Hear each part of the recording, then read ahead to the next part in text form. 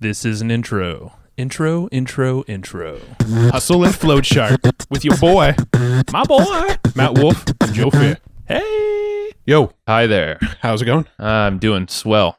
This was a fun one. Hell yeah, it was. This one we actually did in person, and we have video footage to prove that we actually did it. Yes, we actually met in person. Yeah. It's a rarity. Yeah, we don't do a lot of in-person setups, but this one we did right. Like, we had multi-camera setups. Yep. Actually, technically three. Even one of the guys, Justin, who is on our buddy Mars's team, who happened to be there. We had a whole crew. It was quite the production. Yeah. It was really cool. No, this one was fun, and the person that we interviewed today is actually somebody that was fairly instrumental in our business journey. He was one of the first sort of online marketers that we came across and learned a lot from early on in our careers. And he was coaching and advising the quote unquote gurus at the time and beyond, and still. But yeah, like when we were starting out, we picked up his ebook that had now since sold probably plus 5 million times. Well, it was free, but given away. Yeah. Yeah. Oh, yeah. That's right. Yeah, it was free, but it's gnarly. It's millions and millions and millions of copies. He said, Rich said on this interview, and that's where we first heard of Rich. And did we even say Rich? No, this is Rich Schefren. Oh, okay, it's Rich Schefren that we're chatting with. But yeah, that was one of the very first ebooks I read. Back when we were first starting out. And I think, didn't Rich come and speak when I think we went to like one of Alex Jeffrey's masterminds in Vegas, and there was like 30 people in the room, and I'm pretty sure Rich spoke at that mastermind. He was wearing the same black shirt there too. Yeah, I think Rich might actually be one of those people that like he wears like the same color shirt every day just so he doesn't have to think about it, because every time I've seen him, he's wearing the black shirt. I know. I was actually out at the store the other night, and I was like, I should pick up just a stack of same colored shirts. It would save the thought process on dressing a little bit. Well, I was actually having a conversation with Josh Bartlett the other day, and we were actually really diving deep on the concept of decision fatigue and how it's a real thing. And the more decisions you have to make throughout the day, the less sort of mental ability you have to make other decisions later in the day. And so cutting out as many decisions as possible helps you make better decisions on things that actually matter. For sure. Yeah. No, that's why, I'm trying to go more plain shirts now. It's no clashing with things. It's easy to just go. Yeah, I just don't wear clothes anymore, because I'm just like, if I have to think about what clothes I'm going to wear, like, let's just not wear any. Put it away. Put it away. But luckily, he did wear clothes for this interview, and it's proven with the videos. Yeah. Check out for the videos too. Like we'll try to post them on the show notes. Hopefully, we can get that done in time. We should be able to. I think so. But either way, yeah, this is like, it was an honor for one to meet up with Rich in this capacity. We had a couple hours with him. Prior to this, we've been having a lot of calls with him, which is really cool. We're helping him on all sorts of different ways with podcasting things and getting him on shows, and actually launching his own show, which is coming pretty soon. It's not live yet, but all right, we're going to drop the name. Are we going to drop the name? Or are we not? I don't know. You said we don't have to drop the name, but maybe we'll, he says it in the interview, so that'll be an open loop. Yeah, it was called Secrets of Being Rich. Yeah. Secrets of Being Rich. That is a TBD name, but that may change. But if we're doing our jobs right, you should start to see Rich Schefren everywhere. Right. So that's really what we're helping him do. Is we're helping him get a podcast set up, and then we're also doing our part to get him on as many other podcasts as we can. And so hopefully when this comes out over the next couple of weeks, you're just going to see Rich everywhere. And if you do see Rich everywhere, then sweet. Like, we've done our jobs. It's working. Yeah. Yeah. So, and Rich, I mean, it's easy to help a guy like him because he is just brilliant, but he's a great guy. He's very generous. He's a fun dude too. He's a guy that I could see, us hanging out with for an extended period of time and just talking about whatever. Yeah. Very similar in that regard. And he's just doing some great things. So like in this interview, you'll notice how he's always had this, but now like he's basically presenting these brand new thoughts to a lot of folks. He is a master researcher and reader. He has processes for all this that he's actually shared with us in depth. Speed reading process, his logging of all of his notes and stuff. We actually don't share that on this episode. But I think the live stream, we're going to mention it a bit. If you register for that, I think there's some ways that you can get a lot of that information. Good. Yeah. So we'll put a link in there. We'll tell a link how to get there in a sec. Yeah. But so the fact that like Rich is so methodical around how he consumes content and then digests content into a format that he can actually find patterns and see trends for the future. And then that's basically what he's amazing at. And then he comes up with a strategy around that. A lot of that is noted in this podcast. And like you said, Matt, there's a live stream that we're actually going to be a part of, which is really cool. And it's actually going to be at Mark Ford's cigar bar, Michael Masterson, that's out in Florida. And so part of Agora Financial and that great company. Like it's pretty crazy. And it's a 24-hour long live stream. So we got to talk about some of the names that are on this live. Are we allowed to talk about the names that are on the live stream? I think by the time this comes out, we would have been allowed to talk about the names. I just don't know who's confirmed and who's not. So that's the thing. I don't want to say names that might not be there. Well, we know for sure Rich Schefren's going to be there. Yes, he will be there. We know for sure Mark Ford's going to be there. We will be there. Molly Mahoney. We can confirm Molly's going to be out there. Mike Phil Same. Roland Frazier. Ryan Dice. Mike Dillard. Dillard, I believe. Yeah. They're also chatting with Neil Patel. I think they're chatting with Russell Brunson. I'm not sure if he's confirmed. I'm not sure if Russell's confirmed, but they're trying to get Russell out there. They're basically like the big wigs of the biz. If you've heard of them in the marketing space, they're probably going to be a part of this live stream. Yeah. Let's just put it that way. Yeah. And just a so what's the URL really quick? All right, so the URL is csib2020.com. So the letter CSIB and then the numbers 2020.com. And then there's a little like password that you have to enter when you get there. You enter the password hustle, right? So there's like you'll land on the page. It'll be like a vault looking image and it'll say like, enter your code. You're going to enter the word hustle and then you'll see the vault door unlock and let you in. And that's where you have all the details about the people that are speaking on this 24-hour live stream. So what CSIB2020.com basically stands for is Coalition to Save Internet Businesses. So that's and what they're doing basically, and what Rich talks about like in this episode, and we'll get into some of the points that we thought were awesome, is there's trends and things happening online right now that a lot of us maybe we hear little things here and there, like the Google Pixel's going away in a couple years, or Facebook's tightening down certain restrictions, Google's doing that, or this or that, but really we're not noticing these big things, or maybe they seem small, but they're amounting to potentially a massive change in how we're able to actually market ourselves online. And there are these big companies out there like Facebook and Google and Apple and Amazon and whoever else they have monster control over distribution of how you get clients and leads and say all that stuff, basically your livelihood of your business. So what Rich lines out on this podcast is a lot of that, but also on the live stream that will be on, and that URL right there, it's totally free, is bringing in, I think it's like 30 experts or something like that, or maybe more.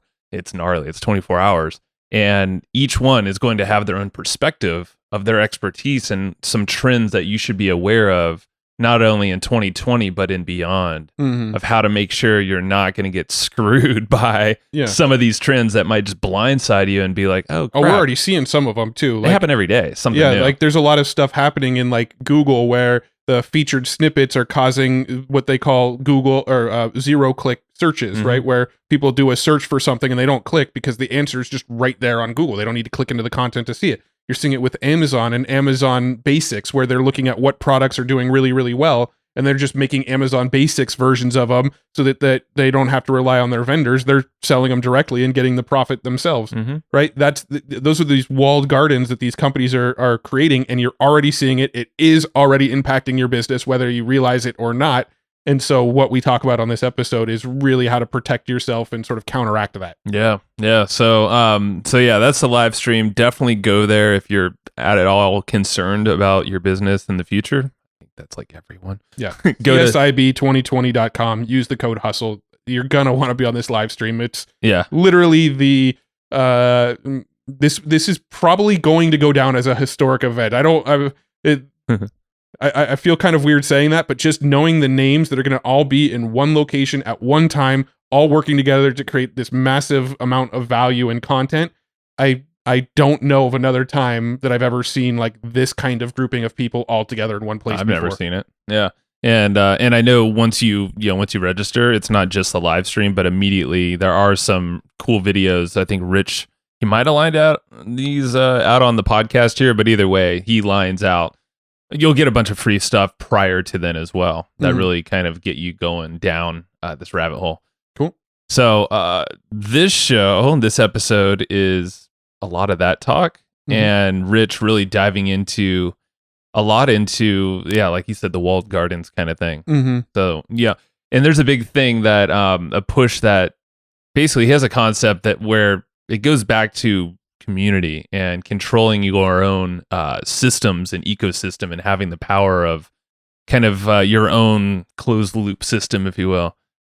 So just like Google and Facebook, there's ways that you can actually extract a lot of that data or users and all that stuff that you might not always be able to do. And that's what Rich and us were all talking about that on this episode, and his perspectives. You'll definitely, I'm sure, a lot of light bulbs will be going off. For sure. And any other things that... Yes, we are taking notes on this episode. You're going to need the notes. You're going to need the notes on this one. We talk about a lot.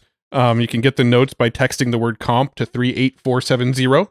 38470. Comp. 38470. Comp. Yeah, so go text the word comp to 38470. We'll give you the notes that we took on this. You can also go to hustleandflowchart.com/comp if you're at a computer, and that's easier for you. Either way, you'll end up with them notes in your inbox. But you got to be quick, because these notes are only available for 2 weeks from the time this episode goes live. After that, they get locked down in our vault and only available to Evergreen Profits customers. So if you're not an Evergreen Profits customer yet, it's $15 a month, EGP letter, Epic membership, all of that good stuff, $15 a month. You get it all. Want that. But for now, go grab the notes. It's a good start. Nope, not that one. Hustleandflowchart.com/comp or 38470 and text the word comp. There you go. That is it. Let's go have a little chatty chat with Mr. Rich Schefren. Rich? I was struggling to say his name. Let's go have a conversation with Rich Schefren. Rich, how you doing, man? I'm doing well and happy to be here. Yeah. Throw that microphone Somewhat a little sunny closer. San Diego. Yeah, you came at a weird time. It's been winter. It actually rained this morning, which is weird. Bipolar weather. Yeah. But yeah, thanks for making the trip out too, because you came from the East Coast. Yeah. Where were you, in New York or Baltimore? Flew in from New York. Yeah. Okay. Because that's where you're living now, mainly. That's where I'm spending a couple days a week, and sometimes in Baltimore, sometimes in Florida, but bouncing around. Okay. Sweet. Well, thanks for making the time. I know you brought your old crew here too. Yep. But they're silent. We won't mention them. So yeah, you're doing a whole bunch of stuff. I know you have a big launch coming up as well. So there's lots of interesting things that I feel like there's just a lot of cool angles that you've been holding to yourself for some time. You kind of took some time away from being public, I guess, with a lot of your knowledge. So I think this is really fascinating. It's a cool time to bring it all back and just really share what you've been doing for a long time, because you and I have had some calls last week, and you kind of showed us the vast amount of stuff just in your Evernote alone. Right. We're just blowing our minds. We're like, dear God. Yeah. So I guess let's go back, unless you want to. No, that's where I was going to go. I was going to say, cool. let's go back to your story, and let's chat a little bit about how you got into the marketing world. I know you're going on a lot of podcasts, and you've talked about it a lot, but let's kind of let's talk about a few of the sort of bigger points along your career trajectory that led you to here. And how you got started in this? Yeah, the short of it, I guess we could say, my pre-internet life was kind of varied. I owned a clothing store that then turned into a music label and did well with that. And it became like the hot store in Manhattan. So I kind of got a different side of marketing from that, more image style type marketing, public relations, that kind of thing. Then I opened up a hypnosis center that grew into a chain of hypnosis centers. And so from that, I learned a lot about direct response marketing. Actually found that the marketing I was doing in my music and clothing businesses was not the same, and that there was a science to the direct response as far as getting the phone to ring for our hypnosis centers. Right. And then 9/11 happened, and all my centers were in Manhattan. And the they weren't all in Manhattan. They were in Manhattan and Brooklyn and Queens. But we kind of got royally screwed in that situation. And then I made some bad decisions on top of that. So I had to get out of the hypnosis business, sold that business, and then decided, what am I going to do next, really? And moved down to Florida because I wanted to get out of New York City after 9/11. And that's when I started to explore with online marketing and started actually with ebooks early on. And is that the manifesto days and all that? Pre that, actually. Okay. This is like 2001, 2002, and started publishing a lot of different like ebooks in, well, first jumping around in lots of different areas. Then starting just in the parenting niche. And then when I was struggling because I wasn't really making the kind of money that I was used to making, and I was looking at my journal as to why, I kind of figured out I was treating the online business differently than how I had treated my offline businesses, and that is what led to the manifesto. So when I kind of made that realization, I drew that diagram in my journal. I then started treating my ebook business differently and started to actually build it for scalability and leverage and things of that nature. And was that kind of the big piece that was different from offline? Yeah. Well, and I guess like it was just a perfect storm of badness. I had, towards the end of hypnosis centers, we had 60 hypnotists full-time on staff, and our staff was over 100. And so towards the end of that business, like the pain of making payroll every 2 weeks was very fresh in my mind when I was deciding what next to do. Right. Sure. And at the same time, like a lot of stuff that was selling the online entrepreneurial experience was selling it by like, check your stats an hour a day at the beach kind of thing. And I had learned marketing and direct response well enough from the hypnosis centers that I was like, wow, maybe I could just like design some marketing stuff online and then make money passively and not have employees and not have all this kind of stuff. What that defaulted to was me trying to do everything, and I'm not very good at many things. So it wasn't until later on when I had the realization that I've never tried to do everything in any of my other businesses. There's lots of stuff I never did. Sure. And that needed to be the same in this business. And then just approaching things more from that perspective, more from a long-term business standpoint, was like kind of the catalyst of like first me doing very well online, then me teaching others how to do well online. That makes sense. Yeah, that's crazy. I mean, it's probably a blessing that you had the brick and mortar thing first and big overhead in an expensive city in the world. I'm curious, was there any like universal truths that you learned that apply to both the offline business and the online business that maybe when you started the online business, you kind of, threw out because you thought maybe it was only for the offline stuff?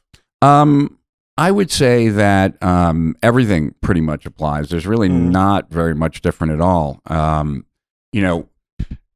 In Manhattan, you're paying a lot of money for rent, right? And you're paying rent, which would be the same as paying a lot of money for advertising or pay-per-click or something like that.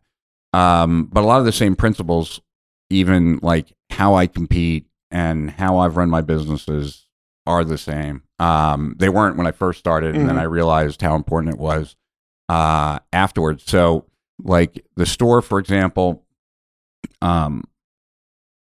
it was on Broadway, and so every other major retailer is there, and I had to compete with them. And so, it's like, what do I have that they don't have? And there's not very much.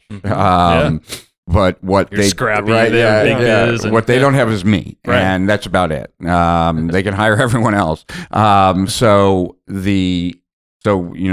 the store based on what I liked and made it a store where you would always remember that you had walked into that store, whether you liked it or didn't like it. And so very early on, like I realized it was better to be different than just better, and that's always been something consistent in a lot of the stuff that I do.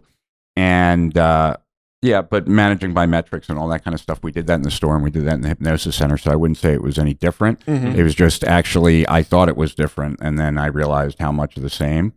And I would say pretty much, I can't think of anything that's that different from online to offline. What is interesting to me, and it's still like, is pronounced to me is that, there's that famous Steve Jobs speech he gave at the commencement of Stanford. And he talks about like trusting your gut and how like you can't connect the dots looking forward. You can only connect the dots looking backwards. And that speech, and then looking at how many people I've worked with that it took them a long time to figure out what their thing was.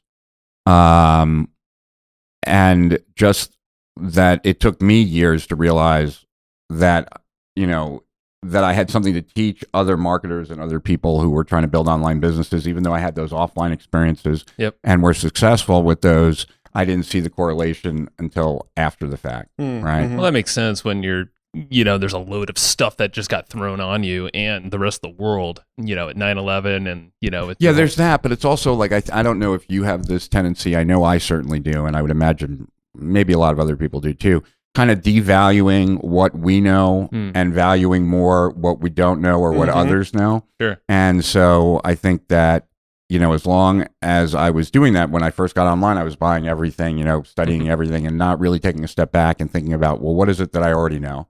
Like, what has that produced? Like, as opposed to just ditching everything I know, right, and going into a new field. And it sounds like that, I guess that kind of white space more or less you had, after everything kind of fell apart a little bit more or less in New York allowed you to see that.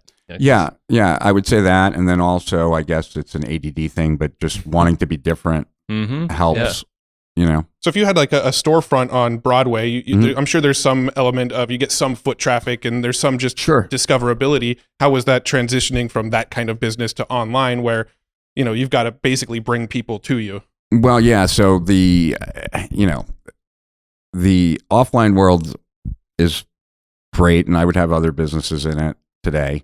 But yeah, it's a night and day difference as far as like right now, right? I sell, for lack of a better way of explaining it, air, right? Just, my voice captured, my image captured, it's all whatever. Ones and zeros, yeah. Right, yeah, so there's no inventory as opposed to carrying millions of dollars of inventory and having to worry about that inventory going bad, like just because, it becomes out of style, or someone steals some of it, or it gets damaged, or, whatever. So it's such a better business from that standpoint, right?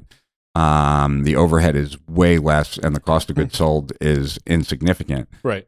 What is different is that there is no inherent demand, right? That's the difference. And so you have to generate your own demand. And that's a function of being in touch with the market, as well as being in touch with the market as far as where they're at, so that you know where their next step is to go. And I think that, unfortunately, I don't know that most business owners probably don't spend enough time on that. We actually realized that recently with a lot of our affiliate promotions. We're like, it's something that most affiliate marketers don't do is actually study who they're selling to, know, and the avatar that product really wants to attract. And that's been our number one focus lately, is that. But we were talking about this earlier. To me, it's more than that. It's kind of dovetails into what I was saying before, and maybe that's the theme of what I have to say today, although I don't think it is, but is just really appreciating your own knowledge, like your own experience, and making sure that doesn't get lost. So, whether it was the fact that, I knew things about growing a business and maybe I should have held on to those things when I first got online, or, if you're looking at any kind of like affiliate experience or something like that, like, well, what was the best affiliate experience you had, right? Using that as first a barometer. Right. And it goes to something that this was part of the conversation earlier, not with you guys, just earlier on, that, I've taught this one thing for the longest time, and it's from a quote that I can't say who said it because it's been attributed to too many people. That means it's good then. Yeah, and the quote is that which is most personal is most general. And I've always used that when I wrote my reports to kind of be willing to share experiences that I didn't think most people would be willing to share, whether I attributed it to myself or to someone else. And that what was consistently, a lot of the feedback I would consistently get from my reports was, people would tell me it felt like you were sitting over my shoulder, like you knew my experience. And it wasn't that I knew their experience. I knew my experience, but no one was talking about it, right? Because everyone thought that they were alone with that thing. And I'm reminded of all this, and at least this morning I was reminded of all this because there was a fight this past weekend, Conor McGregor and Cowboy Cerrone, and I'm a big fight fan. And Cowboy Cerrone is known for having problems like in the big fights of getting nervous. Yep. And so then they did an interview, like a 10 or 15 minute interview where he actually walked people through like the entire experience of like what a fight is for him. And what was really interesting is that they then cut back to like ESPN and they had like two different former champions on, and they both said, I can't believe that he goes through that. I go through the same exact thing. Right. And they've just both had never shared that because they all thought that they were alone with that. Yeah. Right. So that's a little bit different of a slant of like appreciating your own information, but it's still the same, you know, from a standpoint that there's more good things in each and every one of us than we kind of give credit to, right? So much of the things that we see as vulnerabilities that we don't feel like sharing, almost everybody sees those as vulnerabilities, but nobody's talking about it. Right. And the hardest thing in marketing, at least, is, or at least one of the hardest things in marketing, is to make it clear to the prospect that you're talking to them, like specific, right? That there are one of the easiest ways for a prospect to opt out mentally of a sales message is to say, this doesn't apply to me, right? Like, just like if we're sitting in a room and 4 people are talking marketing, one of the easiest ways to not pay attention to that, like that conversation is be like, this doesn't apply to me or my business or whatever. So it's that.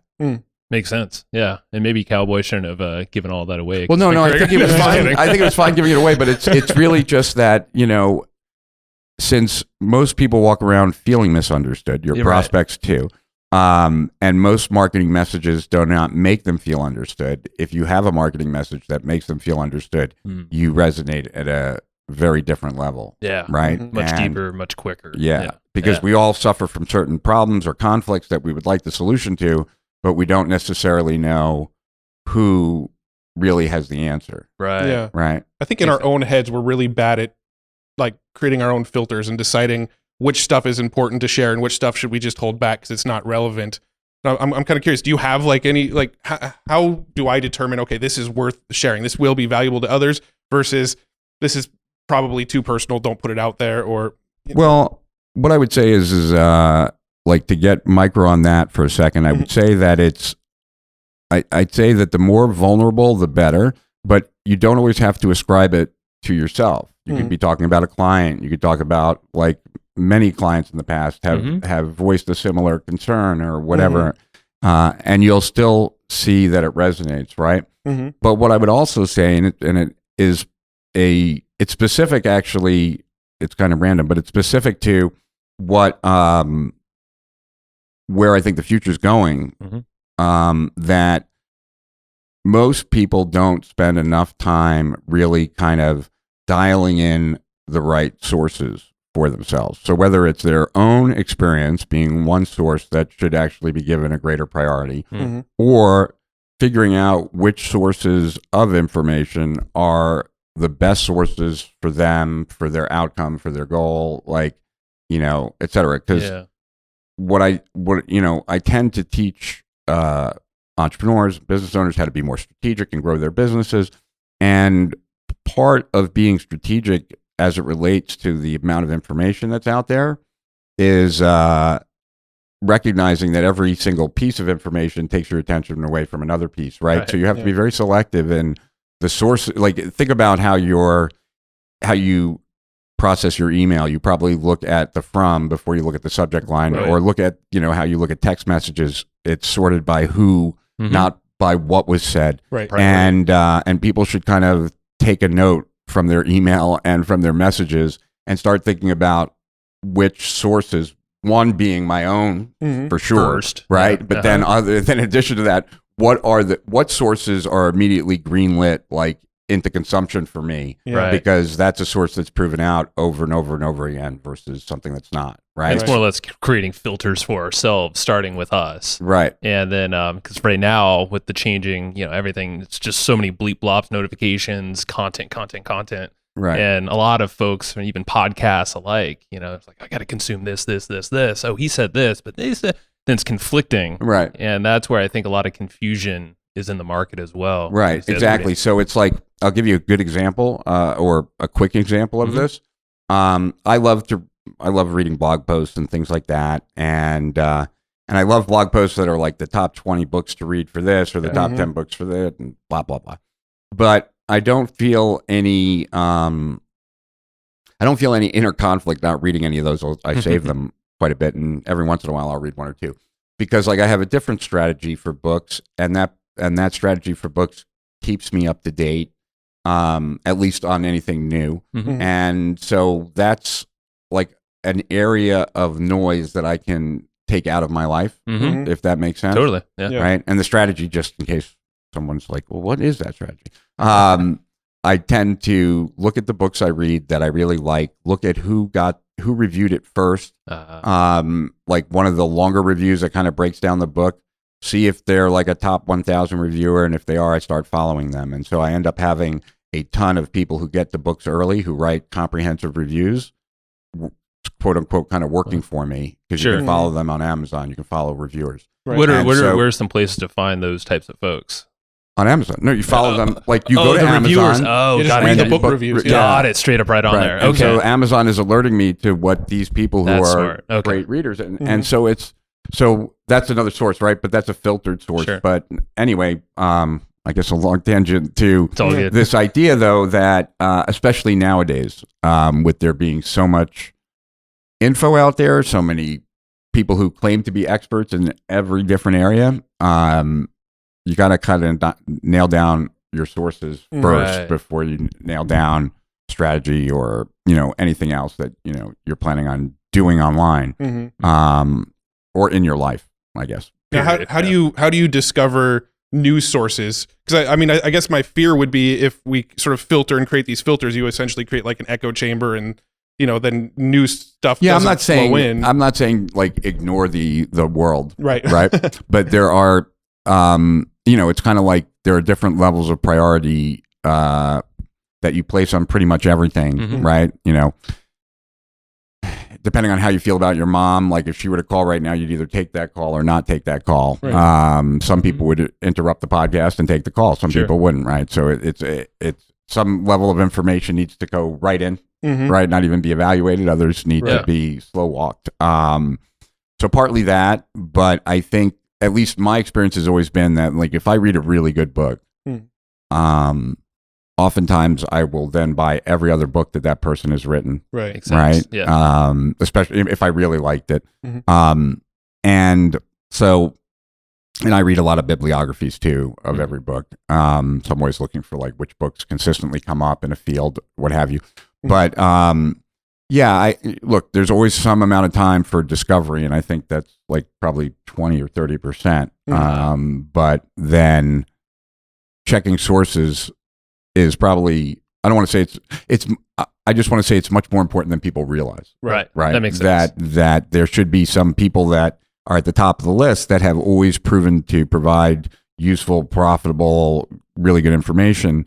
Those are the people that, you don't want to wait until you get to the end of your email box to clean it up to get to that person's email. Right. Yeah. So going back to your story. So went all the way back there. You did a lot, obviously. You started coaching a lot of the big players that are around nowadays. Talk a little bit about that, and then you were like the strategic almost guy. Yeah. You were forward facing, but you're also behind the scenes a lot, it sounds like. Yeah, so I started coaching. Well, so I started going to like internet marketing seminars, I guess, at around 2001. By 2003-ish, I guess, somewhere around there. Yeah. I was starting to do well because I kind of had that. Or it was either 2003 or 2004, sometime around there. Yeah. I started doing well because I had that epiphany about the U diagram and all that. And so a lot of the friends that I had made earlier on at some of these events, I just started helping because they needed it. And they didn't have the same experience that I had come online with as far as all that offline experience. So what I found is that it wasn't as easy for them to just switch to that mode because they didn't know that mode. Right. But I found I really enjoyed it. And so I decided I wanted to try it. see coaching and see if I liked it, Uh-huh. because I never really thought of myself as like a coach. And so I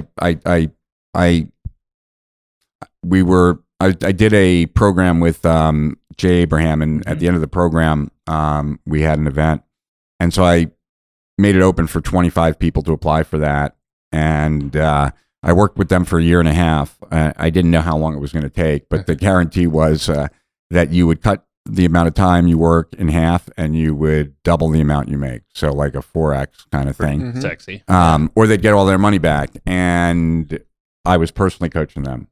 And so the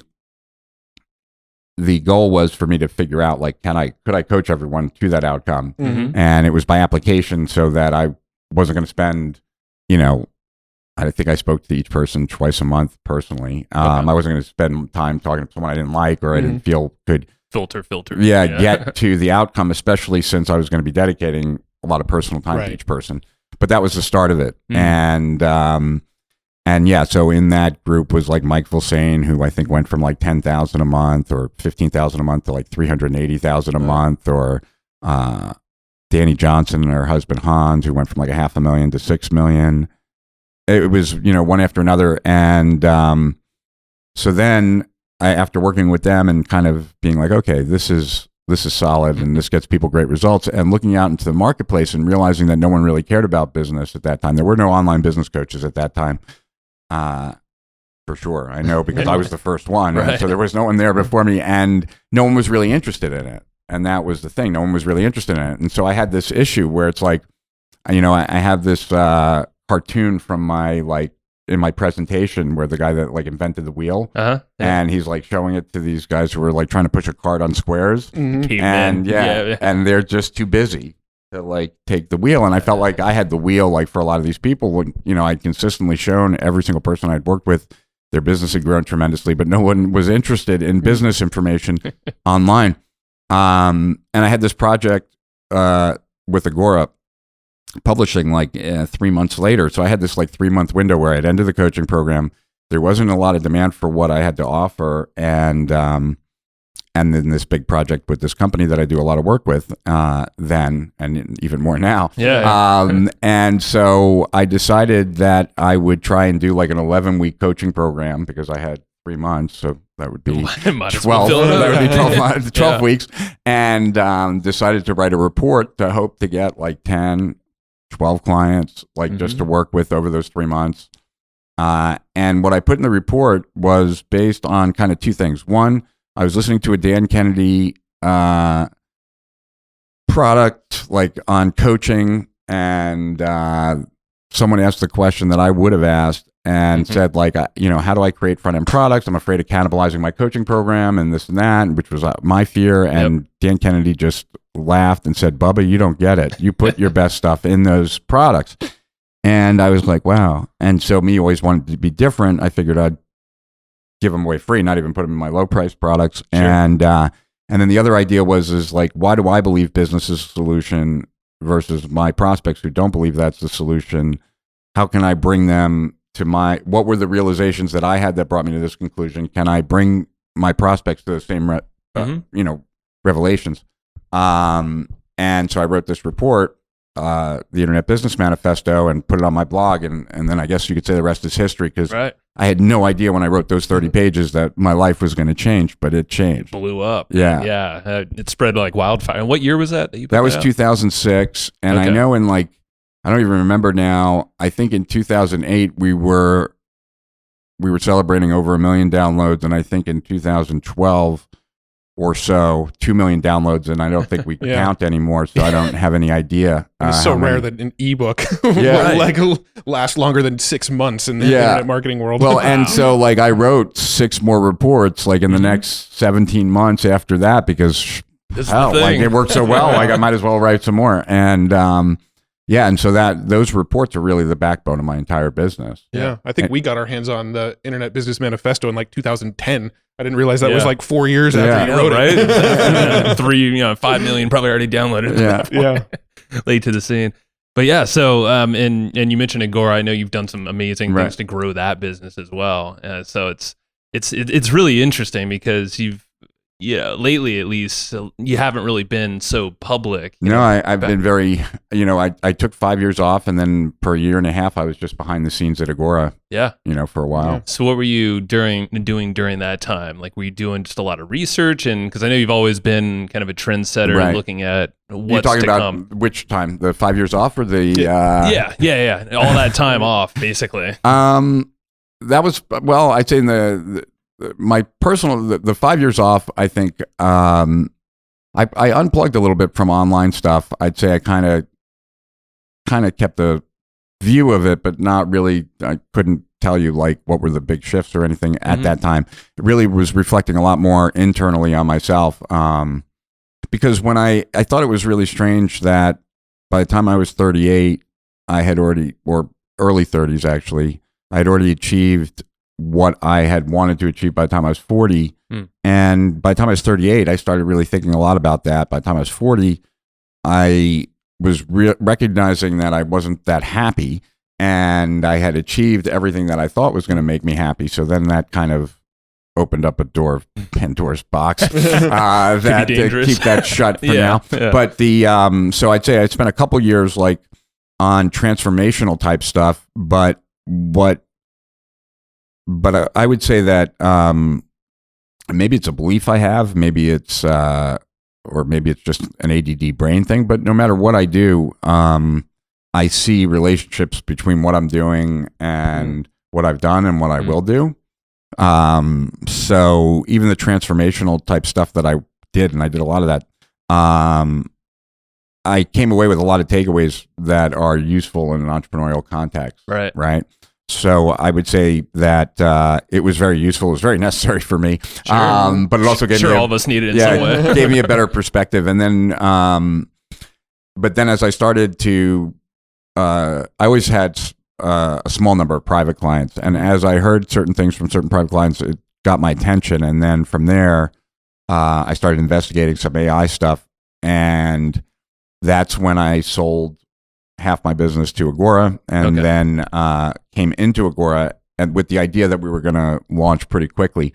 But I got tied into a bunch of projects inside of Agora, and with AI and data, and really looking at how could they best perform, especially in a time when they've been fighting with a lot of the platforms, and that what led to then me finally coming out of the doors of Agora, I guess you could say. It's still, sure, still the business is there. Foot in, foot out. But doing what we're doing for Agora for the world, I guess. Right.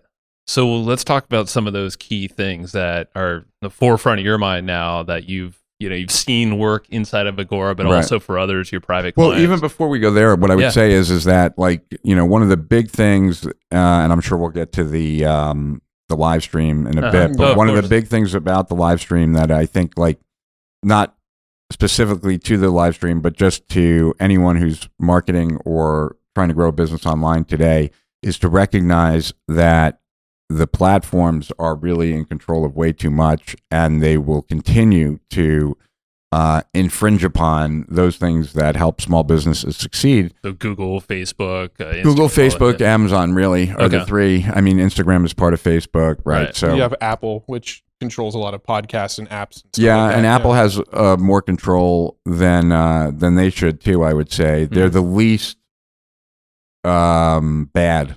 Least bad. As far as the selling and sharing of data. Yeah.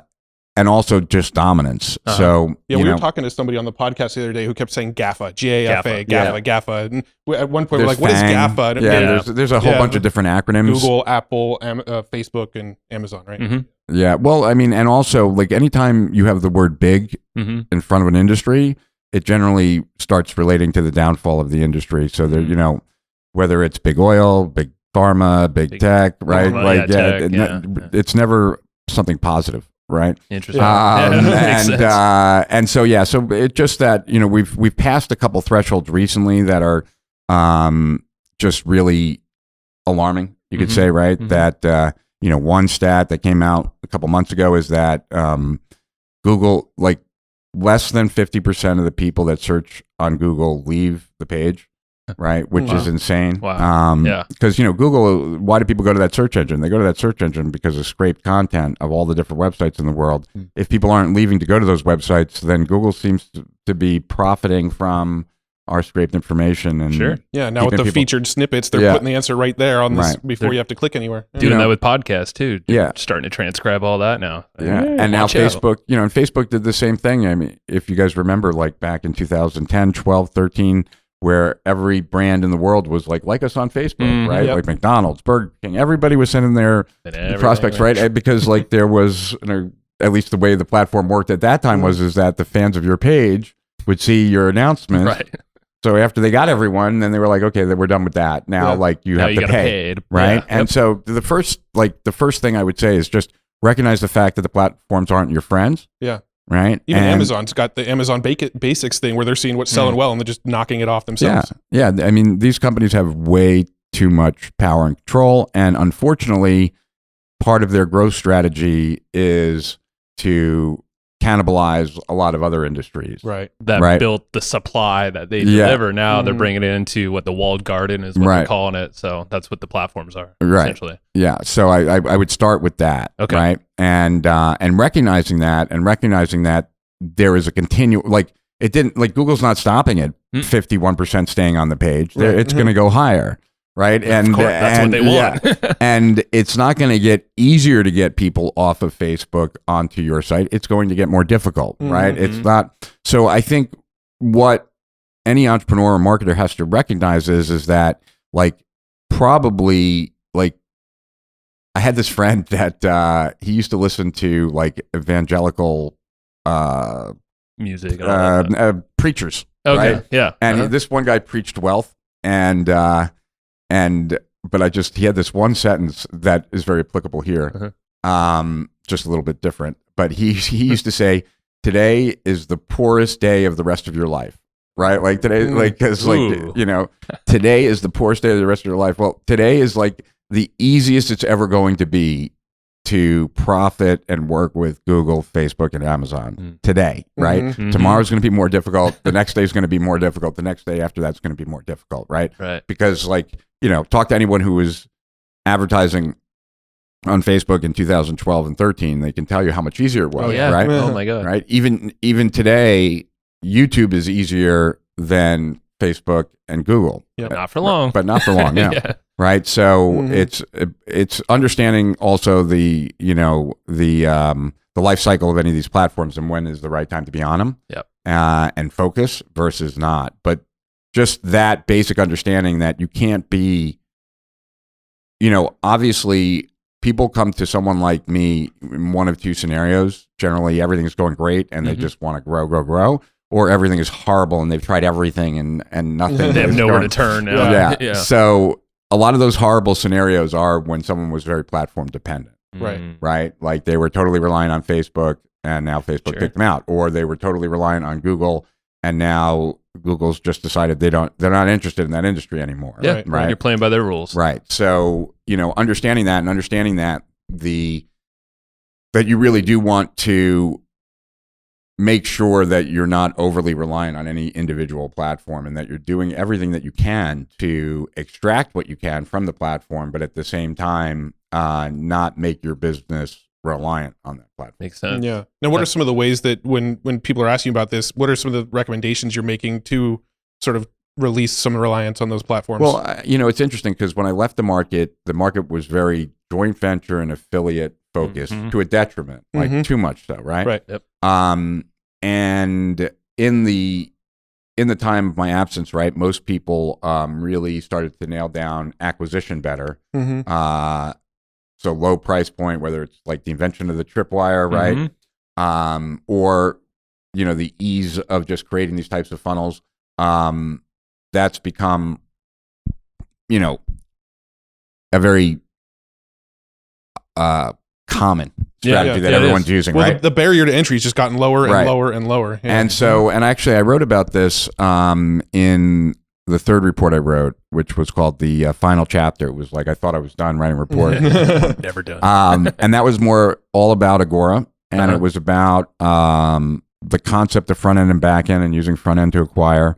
And it was also about how why did all the big direct response players, why were they all in the US and nowhere else in the world? And part of the reason was that in the US, lists were rented, and in the rest of the world, they weren't. And so anytime you had a player join the market and get a new customer, the whole market grew, not just that little business. Right. And so all those businesses were growing the market, as opposed to, you could say they were all in Europe or everywhere else, they were growing the market too, but they never got like put together as a market. Right? Still, yeah. Right. And so I think that when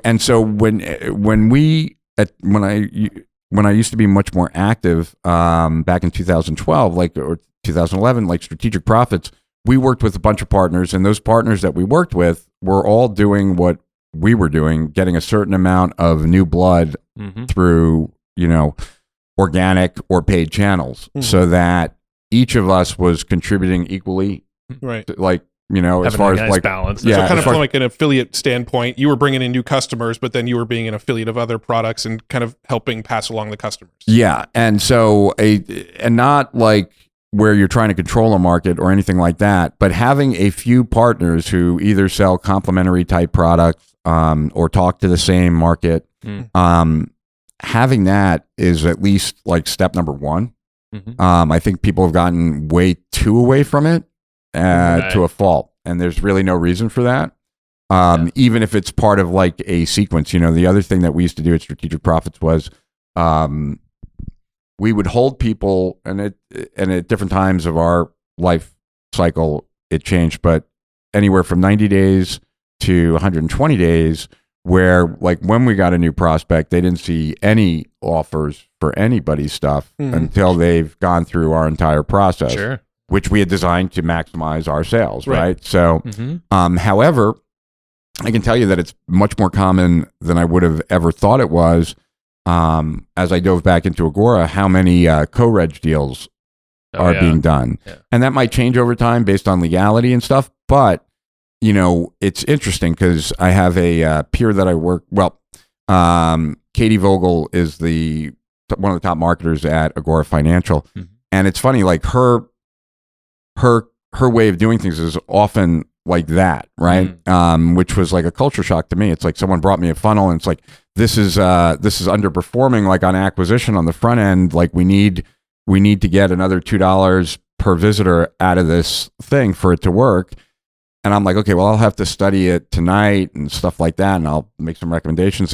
And Katie was like, I can sell the lead to these 3 other places, right? Like, so we'll just get one of them to tag along. We'll share the lead with them, and then we'll be ready to go. You're right there. Yeah. Right? And I was like, oh, that's a much better solution than mine. It's a lot easier. So Agora does that quite a bit. Like, they'll go in partners with someone just for the lead, and now their 2 are breaking the cost of the lead in half, right? So there are different kinds of strategies, but the idea to not be an island when you're competing, and you really got to almost think about like the big platforms, you're competing with them. Yeah.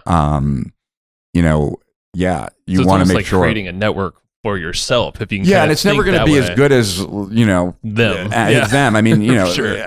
As much as I could say Amazon is doing horrible things, I still go to Amazon first when I want something, and it's Those just people. too convenient, and I can just press a button and I have it and I'm happy, right? Sure. Yeah. But because it's so easy, that's probably, and this might be a big leap, but probably something that something I'd love to share with anyone listening is really is one of the best, not that you need to think about this frequently, but every once in a while, one of the best ways to think about your business is a system to get your customers an outcome, period, right? It's either the best system or it's not. And at the end of the day, it's like, why didn't railroads like take over the car industry, the airline industry, and everything else? Because they saw they were part of, they were in the railroad industry. They weren't they weren't a system to deliver a solution to a customer, which was just to get to another place, right?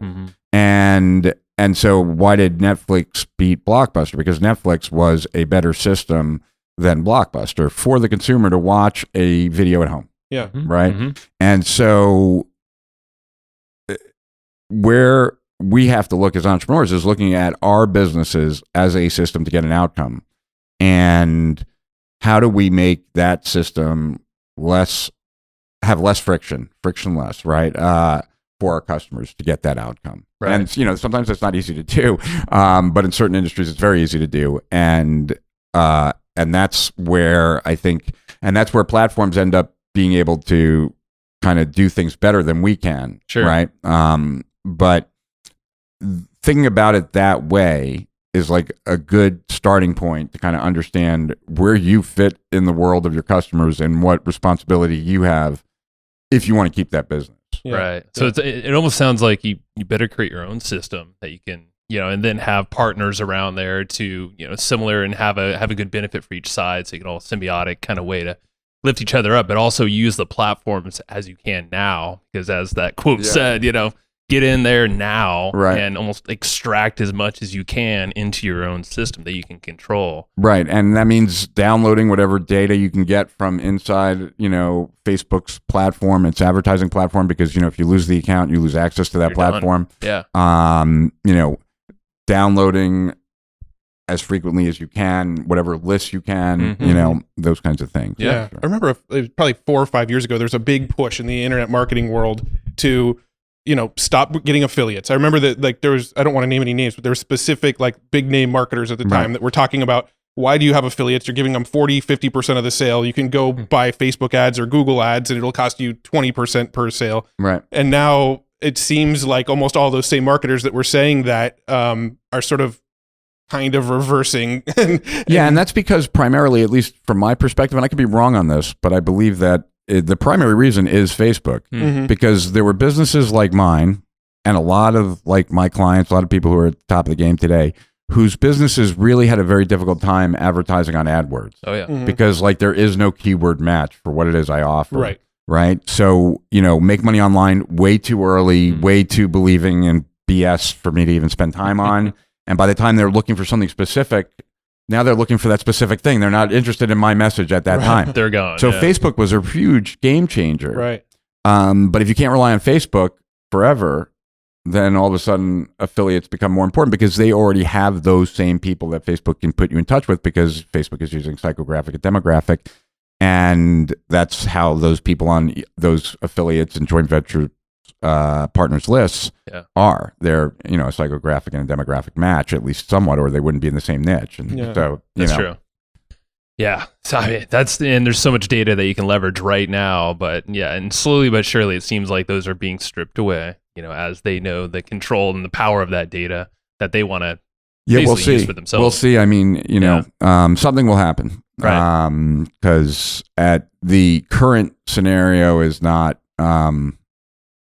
will not last forever, because right now these companies are making so much money off of our data, and they own our data. We don't own it, they own it, and they're profiting from it at the detriment of everyone else. There's something inherently wrong there. Something's there. Yeah. So and I want to talk about the live stream coming up as well, because I think there's just amazing things, and you guys are deep diving on a lot of this stuff, even on a whole 24-hour clip. 24 hours. So it's kind of you can't cover it all here.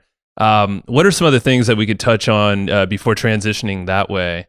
So I know you're big in AI, right? There's some stuff that the small business owner can use for AI, but a lot of that is still kind of out of reach. Well, what I would say is, and this does tie into the live stream, but I can talk about it in a very general way. 3 fundamental, principles, or you could say foundational, of how to operate going forward, right? And I'd say the first is to really look at the strategy that you're following, and recognize that in today's day and age, strategy is a lot more emergent than it is. It's not plan and execute as much as it is to interact with the world, and kind of then from what is happening in the world, have that define what your next steps are based on where you want to end up. Okay. Yeah. Right. And where you want to end up, that's where the idea of see your business as a system that gets a solution for your customers is where you want to end up. If you stay true to that, then you never really get off track. Sure.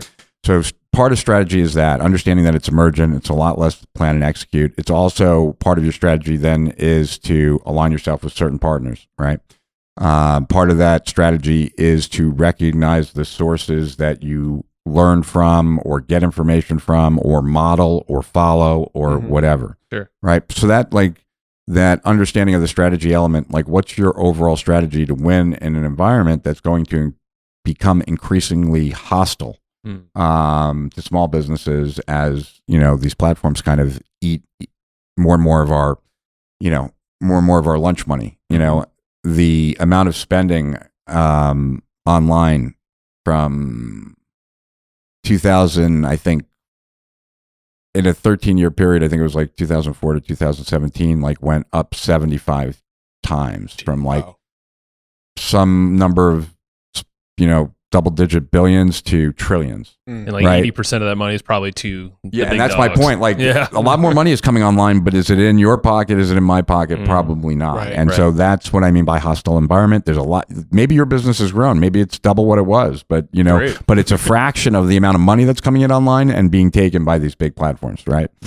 The second thing would be to really drill down a little bit more on source, because things change so frequently that if you can have a strategy where you do have a few key sources, like kind of leading you to what's next, I think that's really important. One of those sources for sure should be about what big tech is doing online, right? So that you're not taken totally off guard. At least the next keep time, up with the trends yeah, and just what they're keep up, like doing. and that's not. I'm not saying spend a lot of time on it, but if I would venture to guess that most entrepreneurs haven't spent any time, right? Like too busy in their own thing, right? Yeah. So there's that, and also understanding that even though there's a tremendous amount of proclaimed expertise out there, there are true experts out there where you can shortcut tremendously.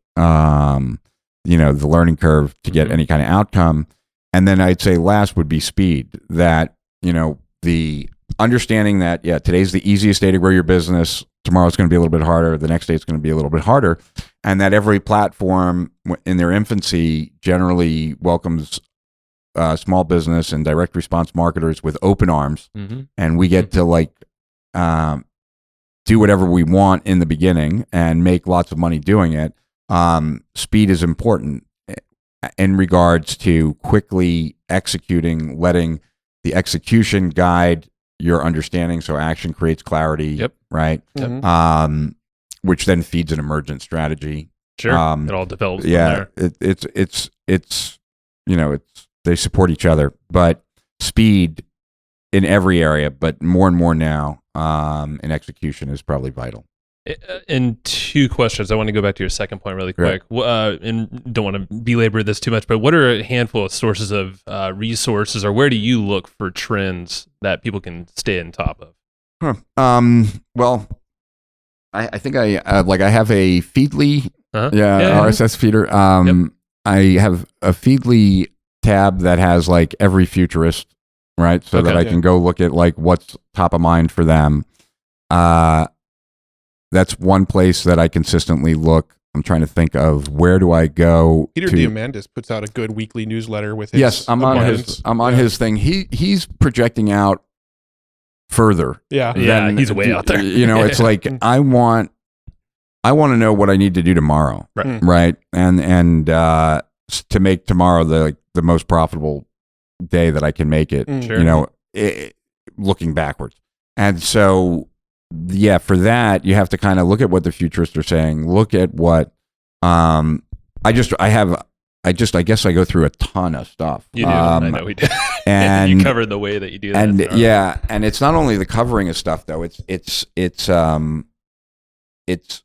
covering a lot of stuff and then being able to see the connections in them. And that's where, the last time we spoke, I was mentioning this guy Tiago Fort, because I went through a course of his called Build Your Second Brain, which was all about that, about storing information in a way to provoke serendipitous experiences with the same information so that you can draw more connections. So I would say that, going vast until you find a few people that really resonate more than others who you seem just to doing be. your homework. And so there are a few that I've found, but I'll keep the individual sources quiet, primarily just because I don't want to send them lots of business. Sure. Like if I was friendly with You them, don't I have would to say name them. It's I would okay. say it, but a couple of them I'm not friendly with. So it would bother me to send them traffic. fine. But it really is. Who are the students? You know, who are the ones? Who are the people? And this might also just be a default. So if it is, like, I would just say I might be biased here. Who are the people? I just read this great article this morning, and it was really funny because it was the same point I've made a bunch of times, but made in a totally different way. I was so not even expecting that the article was about that. Sure. The article was about like what the best content producers whose content has gone most viral, what mental model are they using? Mm-hmm. And I was like, oh, that should be interesting. The mental model that he talked about in the article, and it was a good article, was winner take all. Yeah. Right. Yeah. I've often had a similar message, which is like, make time for greatness. In other words, like every piece of content that's ever made a difference in my life, like as far as that I created and made a difference, was something that I spent a bunch of time on. It wasn't, I didn't like bang something out in an hour and be done with it. Right. Right. And that most people, that's what they do. It's like a blog post a day, but it's a shitty blog post each day, or it's a moderate one, but it's not great. They don't allow time for greatness. Yeah. And that's what this guy was saying, like who wrote this article. Like he spends over $1,000 on research on every article he writes. He spends at least a minimum of 50 hours, like working, because he's trying to make every article he writes the best article in that field on that topic, right? And he's gotten a tremendous amount of viral stuff. So that's something I've taught people, but it's the same of what I like to consume.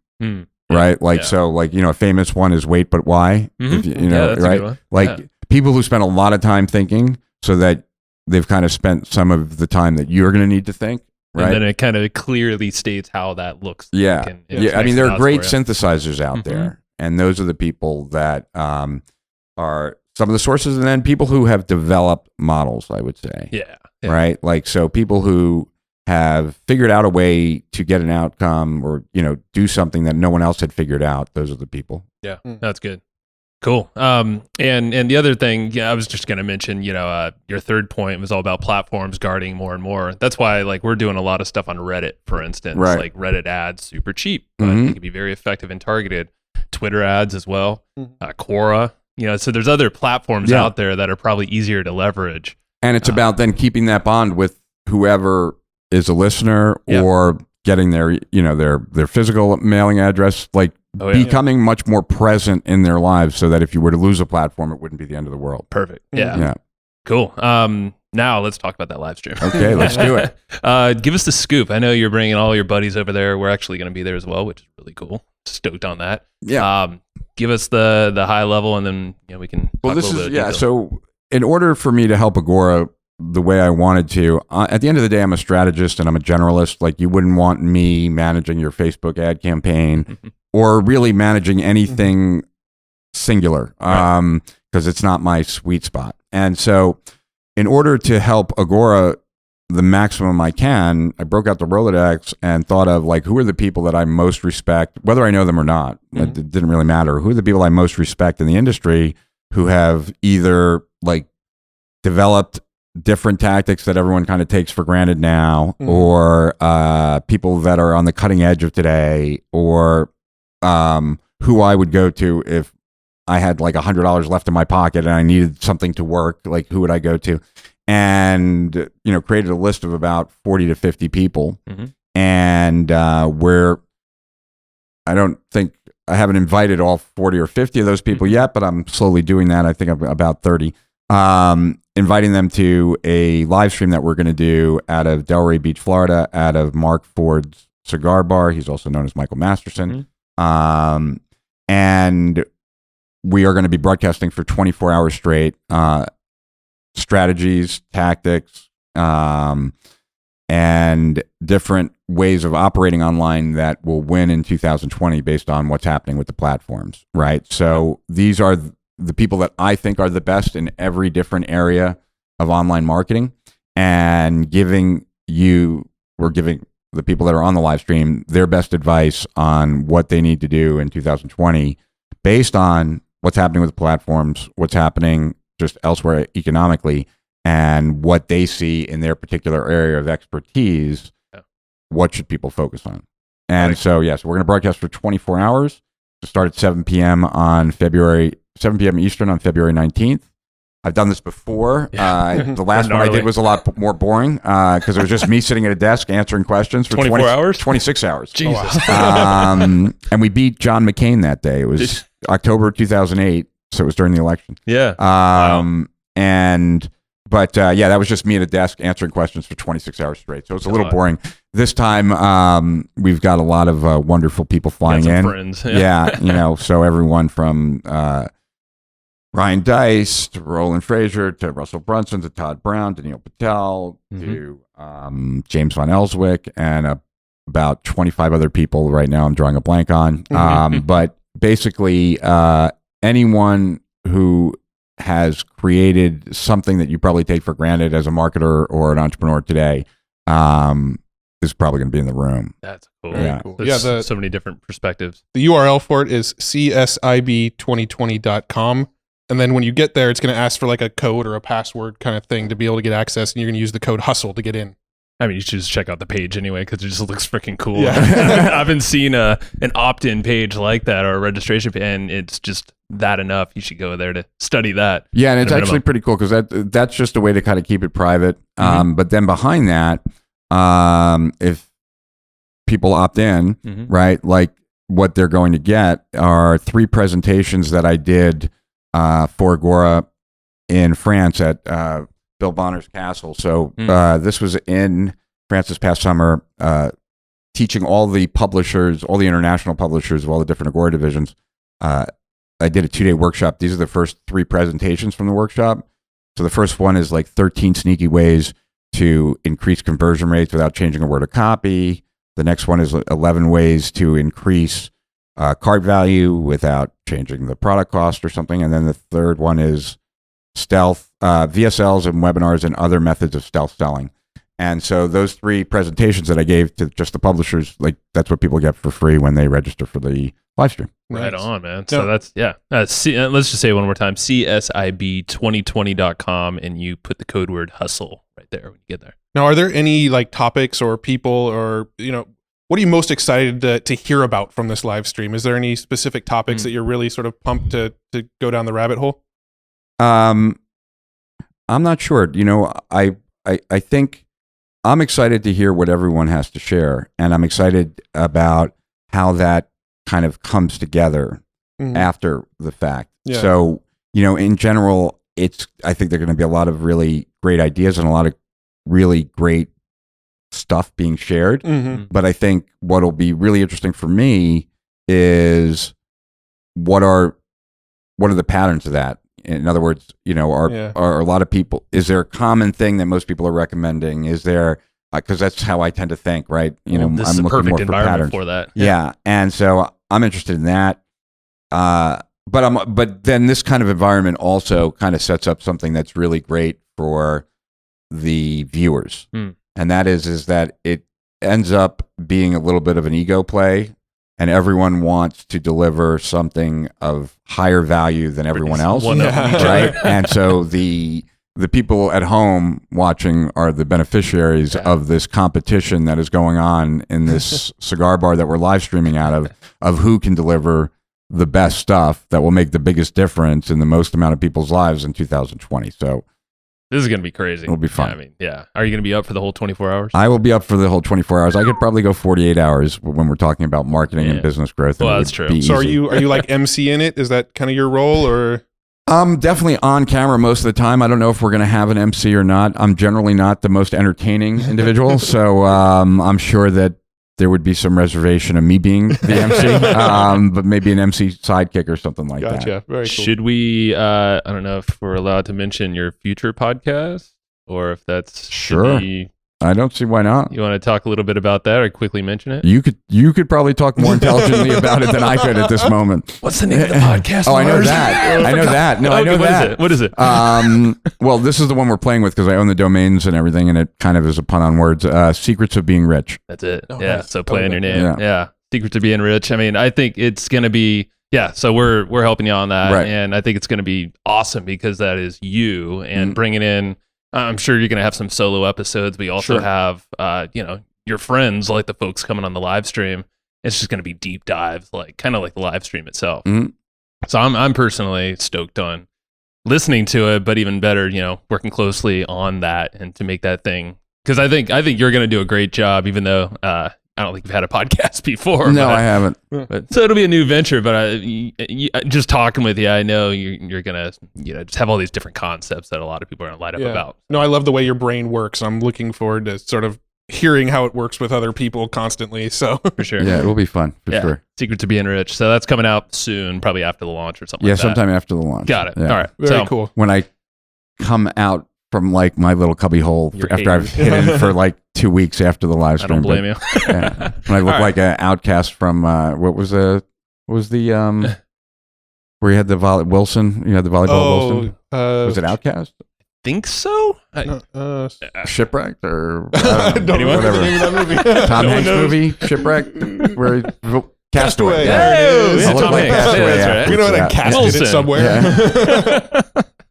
Yeah, man. All right. So we'll say it. It's CSIB2020.com. Use Hustle. It's in the show notes. So anyone driving or whatever, just go to the show notes. Evergreenprofits.com. We always ask about your favorite book. Okay. I know you read like 20 a week. You have a whole speed reading process. What's the first maybe 2 or 3 that just have impacted you that come to mind right now? Okay. One would be, I saw this person reading this book on the train from Baltimore, and it said 3 million copies sold, bestseller in Japan, and it was The Courage to be Disliked. Okay. And I love that book. It's based on the psychology of Alfred Adler. And for those who don't know, and I knew Alfred Adler only because of the transformational stuff I had gone through. Sure. But Alfred Adler was a peer of Freud and Jung, and had some very different thoughts of what causes us to do what we do. And the book itself was great. It's told in a parable, so it's kind of repetitive at times, but the information was really good. And I think, it aligns very well with the way I like to think about things. So I think there's also that part of it. I just read Attention Merchants, which I really liked. I found that fascinating. That goes because that covers where we are today as far as Facebook, Google, Amazon really being in charge of our attention, kind of dominating it, all the way back in time to John Caples and the people who wrote the classics of direct response. So it's actually pretty good. He wrote another book, the guy that wrote that, and I'm forgetting the name of the book off the top of my head. We'll find it and look it up. And then the last book I read pretty quickly, and I'm actually taking notes on now. But Jay Abraham called me, and he was like, "They wrote a book about us. You got to read it." So that book is called Driven. Okay. And it's got a red cover. I don't remember because there's a bunch of books. I've read 3 books named Driven, but this one was was all about ADD, the ADD brain. It like the subhead is what top CEOs, Navy SEALs, and blah blah blah have in common, and maybe you do too. And it was very interesting. It actually taught me stuff about my own brain that I didn't even know. And that if you have ADD at all, it's a fascinating read. Awesome. I'll pick it up all 3. Well, yeah, of course. No brainer. And they'll be linked up in the show notes too. Rich, it's been awesome, man. Oh, well, Thank you thanks very for much. having me. Yeah, appreciate you, dude. Hey. Thank you for listening to that episode. This is Joe Fear. I'm sure you probably already knew that. And Matt is not here right now, but I'm pretty sure he enjoyed the episode just as much as you and I did because, he went into the production of kind of making that thing right along with me. So thank you very much. And I want to give a quick shout out to our buddies over at Easy Webinar. These guys have been supporting us for a while, a long time. And Casey Zeman is just a super good guy all around. He's actually been on the show before. He's the founder of Easy Webinar. So if you look up Casey Zeman on any podcast platform you're listening to, go check him out. Go check out his backstory, what he's all about. You can learn a lot about webinars as well. And right now, Easy Webinar, these guys are actually hooking you up with a great trial. It's a completely free trial to test out their software, soup to nuts, check it all out and see if it's a good fit for you. If you go to easywebinar.com/hustle, That's HUSTLE. If you didn't know how to spell hustle, there you go. So if you go to easywebinar.com/hustle, you can go grab a free trial. And Easy Webinar literally lives up to its name. It's super simple. I mean, super easy. And it does all the stuff that you're looking for in any kind of thing with webinars. I mean, they literally cover every single type of webinar you possibly can do. So from live to automated to scheduled at specific times and all these crazy features in between. Can't even list them all out. I'll be here way too long. They give you a ton of advanced analytics, what's working, what's not during your webinar based off all these actions. You'll see who attended, how long they stayed, if they clicked the offer or if they didn't. Basically, you're going to make more money and you're going to work less with this thing and you're going to create better relationships with the folks that are listening. That's the good experience. You want to give that good experience along with some great content, of course, and a killer offer if that's what you got for them. So go try it out yourself. Go check out easywebinar.com/hustle. That's easywebinar.com/hustle. Alrighty. So that is the end of this episode. Thank you so much for listening to this episode, enjoying it. Hopefully you did. I'm pretty sure you did if you lasted this long. And go check out Easy Webinar when you get the chance, and we will talk to you next time. Bye-bye. Thanks, everybody, for listening to this episode of the Hustle and Flowchart podcast. Before taking the time to listen, we want to give you something a little bit special.